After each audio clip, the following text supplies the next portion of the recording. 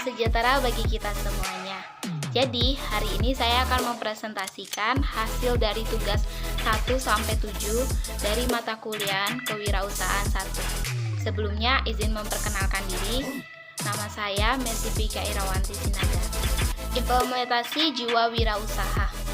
Implementasi adalah suatu tindakan atau jika bentuk aksi nyata dalam melaksanakan rencana yang sudah ada dirancang dengan matang dan terperinci. Sedangkan kewirausahaan adalah sifat, ciri, dan watak seseorang yang memiliki kemauan dalam mewujudkan gagasan inovatif ke dalam dunia nyata secara kreatif. Saat ini saya sedang menjalankan bisnis fotografer dan saya akan membagikan tips wirausaha, yaitu harus penuh percaya diri, memiliki jiwa kepemimpinan, berani mengambil resiko, dan penuh perhitungan, memiliki inisiatif dan berprestasi. Untuk jiwa kewirausahaan itu sendiri dalam bisnis yang saya jalankan adalah dengan adanya komitmen pribadi untuk dapat mandiri, mencapai sesuatu yang diinginkan, adanya dorongan untuk menumbuhkan jiwa kewirausahaan dapat berasal dari lingkungan teman, keluarga, dan sahabat. Selalu memiliki jiwa kewirausahaan yang puas dengan apa yang dicapai dan terus belajar. Nah, yang kedua yaitu tentang digital flyer. Digital flyer adalah suatu alat yang dilakukan dalam melaksanakan kegiatan pemasaran dan promosi dalam metode digital.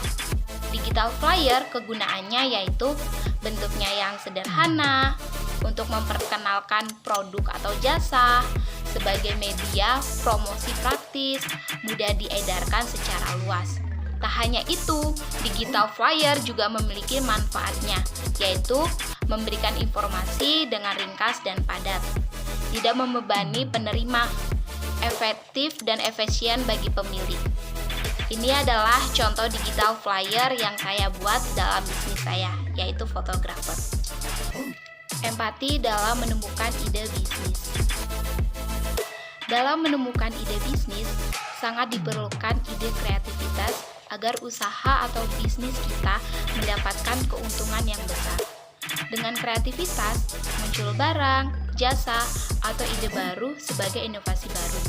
Untuk memenuhi kebutuhan yang selalu terus berkembang, dari kreativitas itu pula muncul cara-cara baru untuk meningkatkan efisiensi dan produktivitas. Kreativitas bagaikan sumber mata air yang tentunya jangan sampai kita biarkan kering. Kita harus belajar dan terus menggali kreativitas tersebut. Ide-ide dalam peluang bisnis yang saya jalankan, yang pertama, identifikasi peluang usaha dapat dilakukan dengan cara belajar ilmu manajemen usaha, meminta jasa konsultan manajemen, meminta jasa keluarga, dan kenalan yang pintar dalam usaha. Yang kedua, dengan tersedianya informasi intern, kita harus mengetahui di mana adanya peluang, apa saja yang mengancam usaha, dan harus adanya kekuatan yang dapat mendukung usaha untuk mencapai sasaran. Yang ketiga, mengumumkan pendapat tentang cara identifikasi peluang usaha adalah percaya dan yakin bahwa usaha bisa dilakukan, bertanya dan mendengarkan, peluas pikiran dan bersemangat dalam bisnis. Yang keempat, evaluasi peluang usaha baru dengan penetapan kelayakan usaha baru.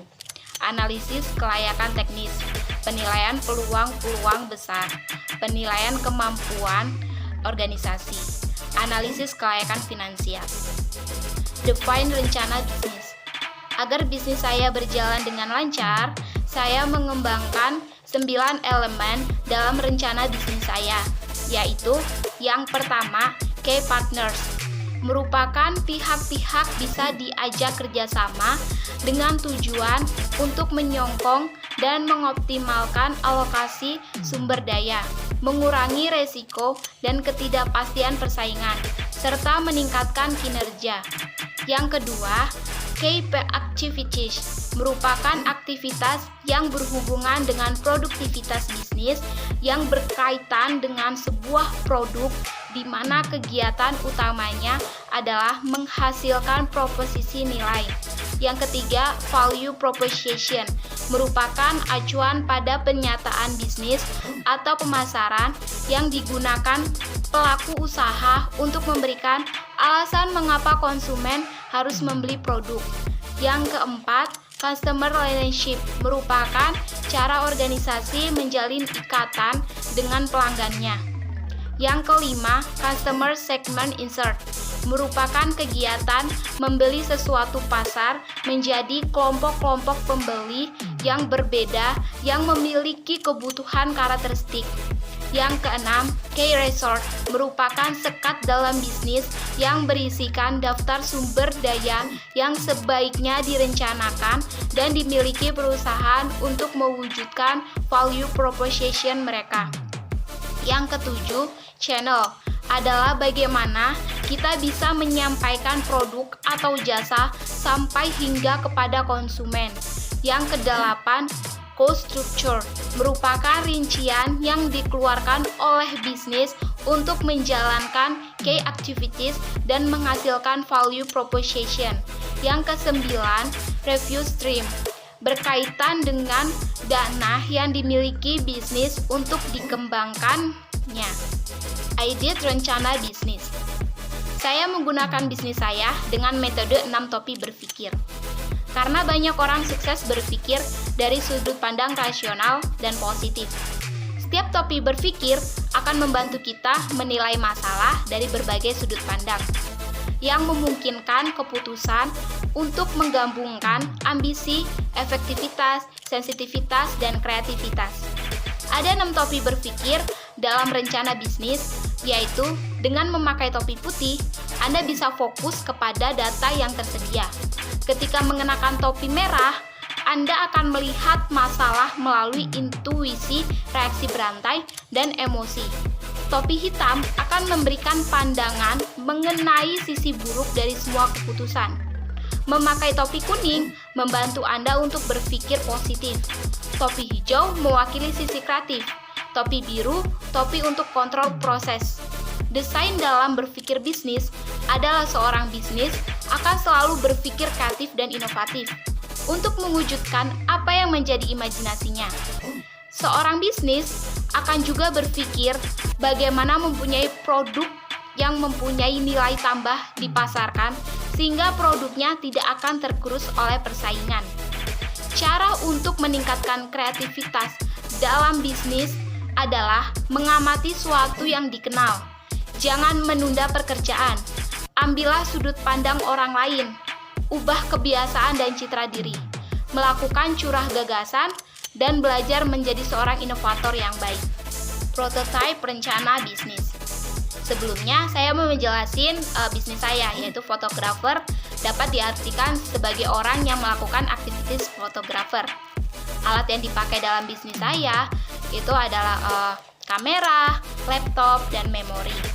Untuk tahap pengambilan foto, kita harus temukan subjek yang menarik, kualitas dan arah cahaya yang bagus, komposisi, pilih kecepatan yang tepat, dan tentukan ekspor yang optimal.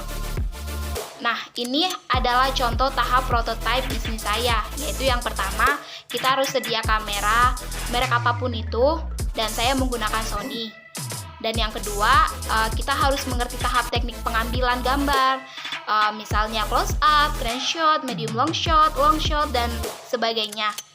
Selanjutnya, tahap editing, kalian bisa menggunakan aplikasi apapun itu, misalnya PixArt, Lightroom, Filmora, dan masih banyak lagi aplikasi lainnya. Dan saya menggunakan alat edit itu lebih suka menggunakan laptop, dan tahap terakhir yaitu adalah hasil editing yang kalian edit. Nah, ini adalah contoh hasil editing saya. Sekian dari presentasi saya.